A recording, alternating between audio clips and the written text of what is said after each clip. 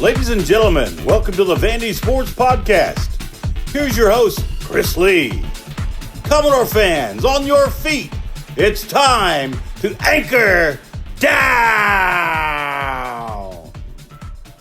Welcome to the Vandy Sports Podcast presented by Dr. Jody Jones, DDS. We are part of the 440 Sports Network. I'm your host, Chris Lee.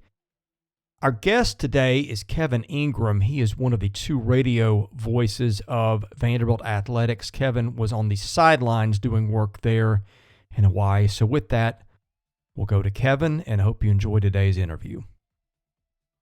Kevin Ingram joins me today, as he does often during sports season. Kevin off a long flight home from Hawaii. Boy, what a trip. Not just the outcome, but I'm sure that was a bear of a trip for everybody, just getting used to body clock and sleep habits and whatnot. How was it all? Yeah, Chris, it was a really fun trip, first of all, and it was fantastic to go out there. For me, it was a little shorter trip. I didn't go until Thursday. I got there Thursday afternoon and then came home right after the game with the team late Saturday, Sunday morning, and it was fine. It was about 9 hours going out there. I flew from here to Atlanta. Norman Jordan and I flew together here to Atlanta, and then 9 hours to Hawaii. And then coming back, it was a little closer to 8 hours to get a little bit of a push from the wind. But it really, for as long of a trip as it was about as good as it gets in terms of the travel. So, yeah, I can't complain, but it's taken my body clock a little bit to get turned back around. It was like by the time I got used to being out there, it was time to come back home. And I think today's the first day I've just felt sort of normal. And talking to some folks earlier today, as Vanderbilt finished up practice, I think a lot of us were in kind of the same boat. Well, it's been a good week for the program, but maybe not such a good day today. The school has announced running back Maurice Edwards and linebacker / defensive back Daniel Martin have both been kicked off the team for undisclosed reasons. So wanted to get out there and wish those kids luck. I thought Edwards in particular could have helped them, but they have had an uptick in performance by some of the other guys too. They have, and I saw the same thing you did, Clark Lee's statement talking about those guys no longer being with the program and how the players and everybody around the program are held to a certain standard and I guess had not met those standards. So, yeah, I wish those guys the best. A couple freshman guys who actually got here early. They were early enrollees back in January, but, yeah, you wish those guys the best. Yeah, I don't think Clark plays around much. You can feel the stamp of his presence and the discipline and all those things really being felt. And certainly you saw a pretty disciplined effort over in Hawaii. Yeah, I thought so. After a shaky beginning, Vanderbilt came out, and Hawaii came out, I should say, and then scored a touchdown right away, drove right down the field, used short passes, and set up a long run. And Vanderbilt on offense stalled out and committed some penalties and things that sort of looked like the first game of the season. But for the most part, for about 3.5 quarters, Vanderbilt played really, really well and showed that discipline. There weren't very many penalties after that opening stretch. And I thought the guys just they looked well-schooled, and the offense clicked, and the defense made some really big plays. The two defensive touchdowns, especially the one by Anthony Orji, I thought was just a huge play in that game, a momentum changer that also gave Vanderbilt the lead. So there's a lot to feel good about coming out of that game in Hawaii. Well, Kevin, Hawaii's in a rough spot. It's doing a deep rebuild. I thought talent-wise, Vanderbilt overmatched Hawaii pretty clearly. And so when it's a case of a game like that, sometimes you are careful to make sweeping takeaways from a game. But what did you see that you might think are things that we know about this team going forward based on what we saw in Hawaii? Well, I think offensively you certainly got a glimpse of Mike Wright in Season 3 and just the things that he's capable of doing. The speed when he got to the edge of the one long run, the 87-yarder, where he just basically outran a couple of defensive backs who thought they had the right angles, and he just blew past them on the way to the end zone. And he made some nice throws as well and some good decisions, a couple touchdown passes to Will Shepard. So a lot to feel good about the way Mike played. But I thought just the running backs in general, Ray Davis and Rocco Griffin, they both ran hard and ran with a purpose and had good nights. And you saw a little bit of everybody as the game went along and it got out of hand. But I think those things really stood out. And defensively, I like the adjustments that Vanderbilt made to slow down the passing game by Hawaii. As I mentioned earlier, those slants and short passes were really working for them early in the game. And you had Dietrich Parson with that long run, the 37-yarder for the touchdown. But Vanderbilt seemed like he kind of turned off the water a bit on those slants as the first half went along, and that served him well, and got a couple turnovers. And, yeah, just all the way around. I thought you had a lot of good performances. But the thing I really liked was the way they just settled in and didn't let the slow start faze them. And Clark Lee even talked about after the game how it was a different feeling from a year ago when East Tennessee State came in here to Vanderbilt Stadium and came out with a win. And Vanderbilt, had spent a whole lot of the night trying to come back in that game. But it felt like a new beginning and a new season as far as the way Vanderbilt responded after some early hiccups by the offense and some good work by Hawaii's offense as well. Well, Kevin, one thing I thought when I'm watching it, I had not seen a Vanderbilt defense fly around and play with that kind of energy and swagger since maybe James Franklin was at Vanderbilt a decade ago. I just thought that they just played with an energy and an attitude. And again, it's Hawaii. It's the worst team that's probably going to be on their schedule. So I want to be careful in ascribing too much meaning to it. But certainly that was a team that played with a lot of confidence and was super productive on Saturday. Yeah, no doubt about it. I think Max Worship, among others, was a tone setter in that game. You'll look at the stats and see the 7 tackles, but the biggest play of the game, as far as I'm concerned, for Vanderbilt's defense is one I mentioned earlier. Worship made the big hit that forced a fumble. Anthony Orji grabbed it out of the air and took it to the end zone, 28 yards for the touchdown. But that was a huge play. But it just seemed like, as he said, the guys were just flying around. And Nick Howell is the new defensive coordinator, and Howell's Hyenas has become a little bit of a catchphrase around the program. And those guys played that way. They got to the ball and flew around and did a lot of good things in that opening game. Kevin, are you ready for the mailbag? Let's do it. Let's go to the mailbag. All right. That is brought to you by our friends at Sutherland and Belk, a family-owned injury law firm. If you or a loved one has been hurt in an accident, call Taylor or Russell. That number, 615-846-6200. See what your rights are and if they can help. Nash Native 615 says, what's the biggest difference you see between this year and last year's coaching staff? Well, the coaching staff on defense is different. There are some new faces on that side of the ball with the coordinator, Nick Howell, being first and foremost. The offensive staff is pretty similar. Of course, Joey Lynch has a more formal title of coordinator this time. He basically served in that role most of last year. I think one thing I really noticed as much as anything is just how Clark Lee, not that he wasn't comfortable in the role last year, but it feels like he's been through a whole season of getting that experience as a head coach at the SEC level. And as a former player and a guy who's very familiar with this program, he knew what the situation was that he inherited and what he was getting himself into when he took the job and took over the program. But he just seems like he feels more comfortable in the role. And you listen to him some after practice. I get a chance sometimes to listen into the huddle after practice. And it's interesting to hear some of the things that he talks about and just how he seems more comfortable in that role as well. Okay, the next one is from Theodore. Fill in the blank. The win against Hawaii was Vanderbilt's most dominant since blank. Maybe the most dominant since Elon in 2011, I would guess. Boy, you don't see many 63-10s. That was fantastic. It was a very dominant win for sure.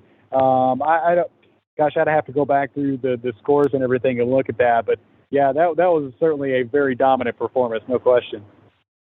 96 Door asks, when Vanderbilt was down 7-0 in the first quarter, what differences did you see in the players and the coaches this year versus the East Tennessee game last year? Yeah, I think and that game was certainly referenced by Clark Lee and then some others after the game, but you just didn't see any panic, I don't think. Even though Hawaii looked successful and their offense was really smooth and going down the field and scoring right away, you never felt like Vanderbilt was just going to really be on the ropes or anything like that.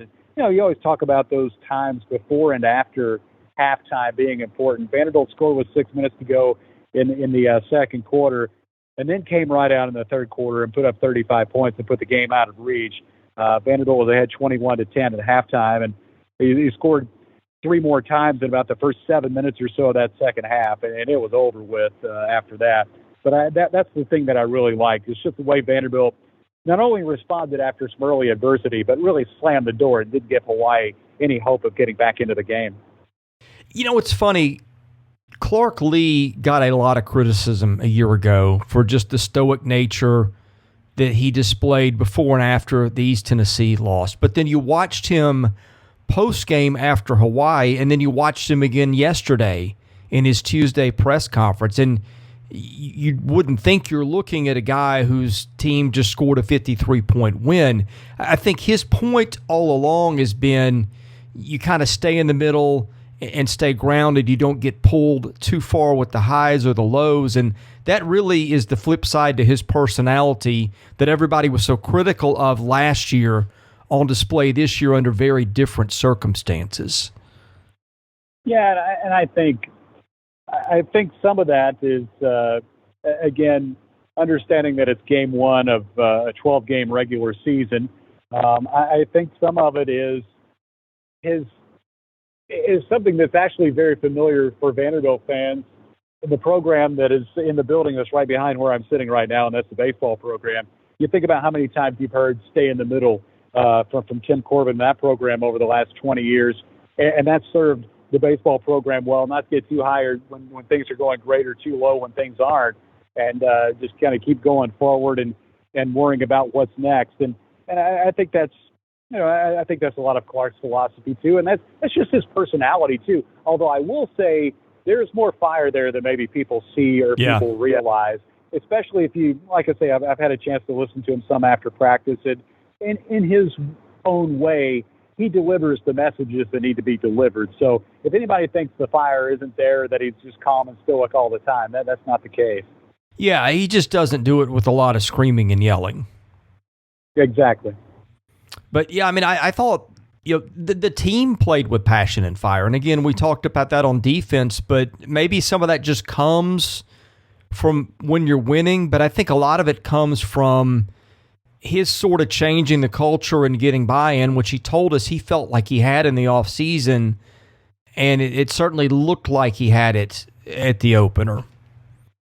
Yeah, I think so too. And I think sometimes in those opening games, everything's been building toward that first game for so long. So those guys went through a few weeks of camp here in Nashville, then a full week of practice out in Hawaii, getting ready for that opening game. And you could feel it when the game was over with. I stood outside the locker room. I wasn't inside the door, but the way it was made, the room was kind of open on the top where you could hear what was going on. And there was definitely a release of excitement and fun when that game was over and Vanderbilt had the win. But even going into the game, you felt like guys were stoked up and ready to play. And at this point, there aren't any preseason games, or you don't scrimmage against anybody else in college football.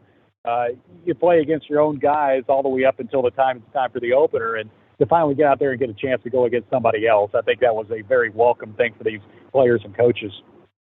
Believe 22 asks, can Vanderbilt beat Elon by at least 40, and says he would love to see another blowout? I think we all love to see another blowout. Who knows what's going to happen? And I'm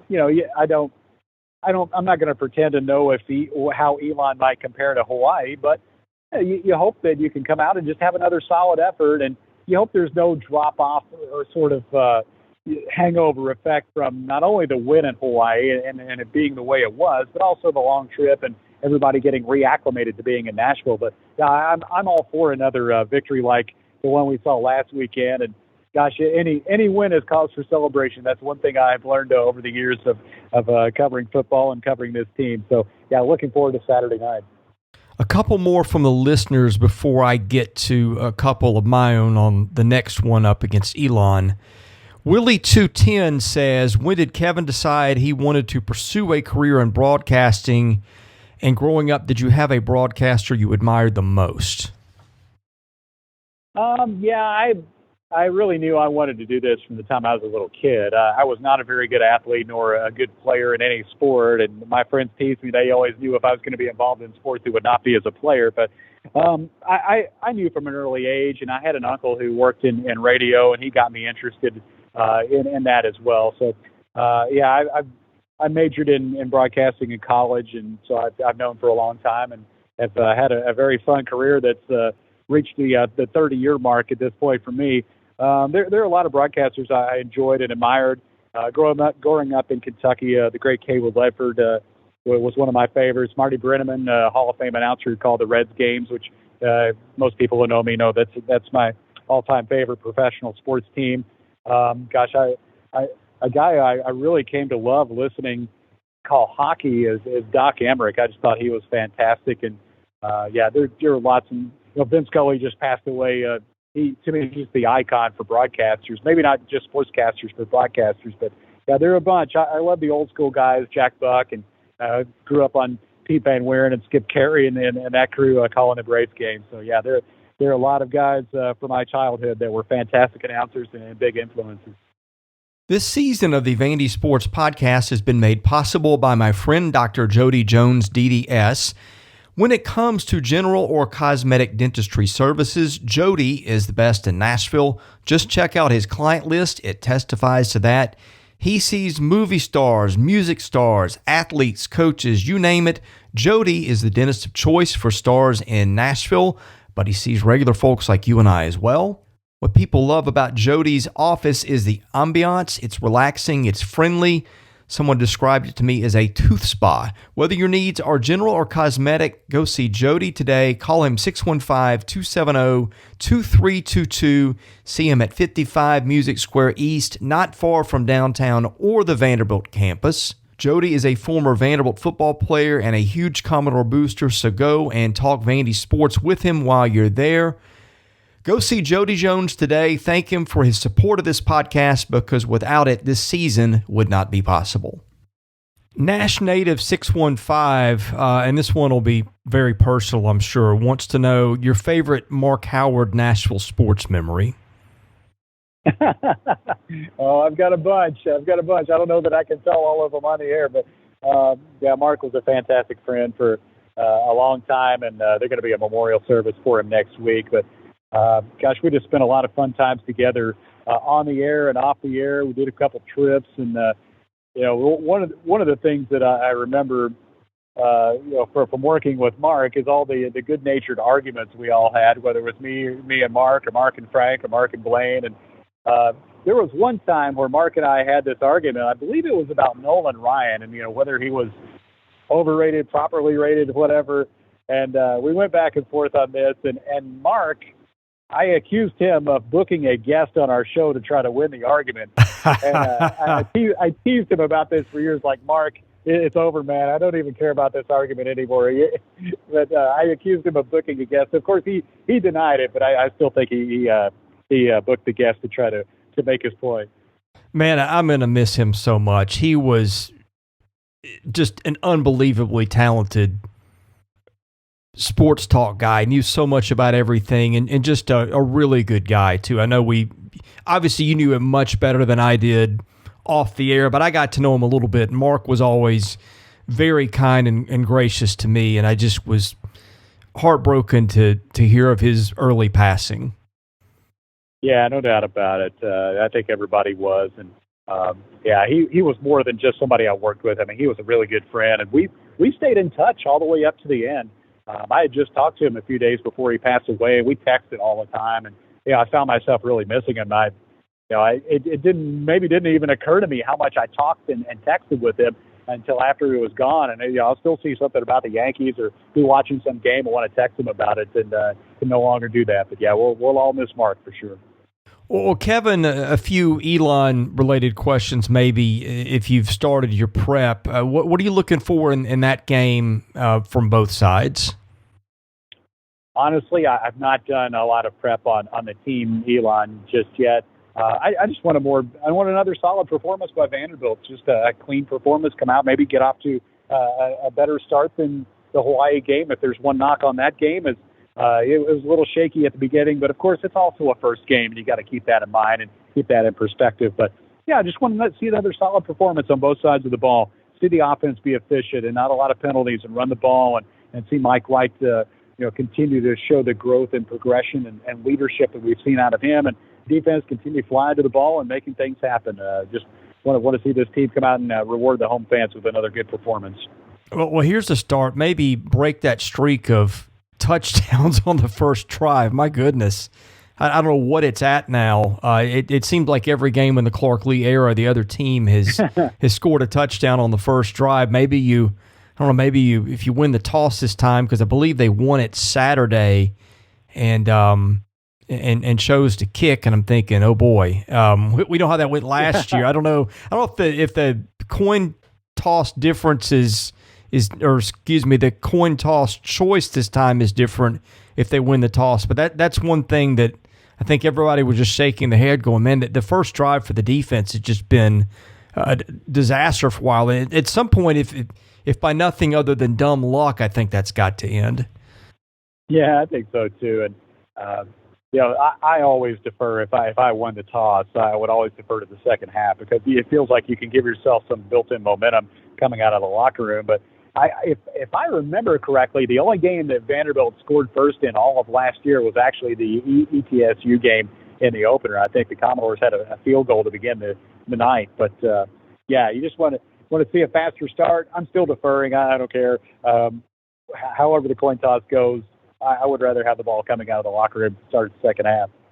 Yeah, I'm with you too. Under most circumstances, at least. But anyway, Kevin, thank you for your time today. Good luck in getting reacclimated to Nashville. I guess at least the heat and humidity won't be much different maybe than they were over there. But the time change, that's another thing. And we appreciate you coming on today, and we'll have you again very soon.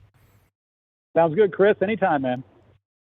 Thank you for listening to today's episode. We thank our presenting sponsor, Jody Jones DDS. We thank our other sponsors, Sutherland and Belk and MyPerfectFranchise.net. If you're interested in sponsoring this podcast, and that's how we make this work, please email me at chrisley70@gmail.com. We also ask that you subscribe to our website, vandysports.com. That is $99 a year. You get things there that you don't get here. And of course, please rate, review, and subscribe where you see our podcast. That helps us get noticed. Be sure to follow us on Twitter at vandysports.com. Follow me at chrislee70. And finally, subscribe to our Vandy Sports YouTube channel as well. Thank you for listening to the Vandy Sports Podcast, which is part of the 440 Network. I'm your host, Chris Lee. We'll catch you with another episode coming very soon.